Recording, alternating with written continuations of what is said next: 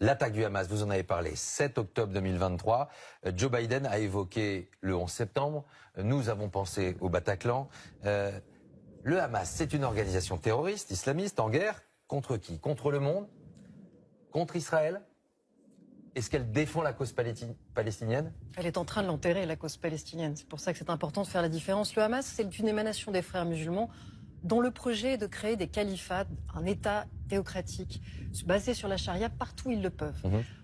En Palestine et en Israël, ils estiment que tous les non-musulmans doivent être expulsés, tous les musulmans modérés doivent être expulsés, voire tués.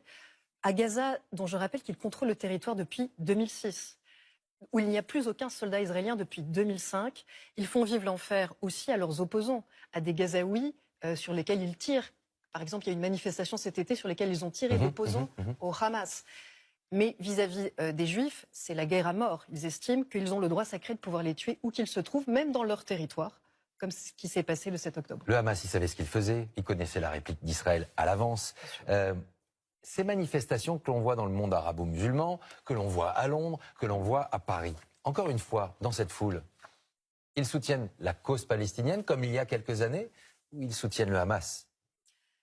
Dans ces foules, je ne vois pas beaucoup de gens vous dire qu'ils sont pour la libération des otages, pour la fin des roquettes qui pleuvent encore sur Israël et pour l'arrêt des bombardements sur les civils palestiniens et de Gaza.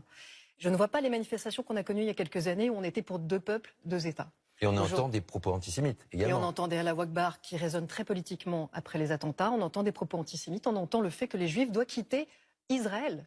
Donc si vous voulez, on est quand même devant un moment où ces gens font le jeu de cette attaque. Parce que si cette attaque n'avait aucun soutien, eh bien, ça n'encouragerait pas le Hamas à recommencer.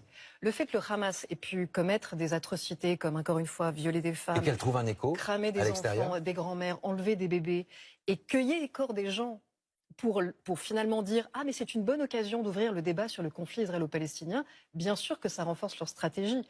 Parce que, ne nous y trompons pas, ce n'est pas un nouvel épisode du conflit israélo-palestinien. C'est une guerre qu'a déclenché le Hamas contre Israël, une guerre qu'il a menée de façon terroriste en pratiquant des pogroms, des crimes contre l'humanité. Ça entraîne une riposte qui est évidemment très brutale. Et vous l'avez dit, évidemment que le Hamas s'en doutait. Et perçu comme disproportionné par beaucoup. Il l'a voulu. Parce que le Hamas aujourd'hui, ses leaders, ils sont où? Ils sont dans des villas climatisées à Doha. Et ils regardent à la télévision les Gazaouis vivre l'enfer. Et ils regardent les Gazaouis essayer de fuir. Il y a quand même des routes qui sont bloquées pour les empêcher de fuir. Et ça, c'est le Hamas, c'est pas les Israéliens. Et eux, ils n'ont aucun problème à voir les Gazaouis mourir sous des bombes israéliennes, parce qu'au fond, leur but n'est pas d'améliorer leur vie, n'est pas de créer une bande de Gaza vivable et où l'on puisse être heureux. Leur but, c'est de créer une déstabilisation dont ils profitent en tant que pouvoir islamique. Au cœur de cette bataille, il y a un outil que vous étudiez depuis longtemps, ce sont les réseaux sociaux, qui sont un accélérateur de particules et un accélérateur de haine. On le voit encore cette semaine. On a entendu également quelque chose d'assez fou cette semaine. Nous avons entendu que quelles que soient les preuves apportées sur le missile de l'hôpital de Gaza, finalement, le mal est fait. Mais ça, c'est fou. J'ai même entendu des journalistes le dire. J'ai même entendu des journalistes dire, peu importe au fond, si la roquette vient du djihad islamique ou si c'est un missile qui vient d'Israël. Ça, c'est un renoncement terrible parce qu'effectivement, c'est renoncer à essayer de faire triompher les faits dans un monde où on sait que chaque fake news, chaque mensonge peut créer ce qu'on a vu. Parce que cette fake news a eu un impact terrible. En l'occurrence, l'hôpital n'était pas détruit, c'est le parking. Il y a eu beaucoup moins de morts que ceux que le Hamas a prétendu. Et en l'occurrence, tous les éléments, y compris en dehors de l'armée israélienne, tentent à penser que c'est plutôt une roquette qui vient du côté de la bande de Gaza.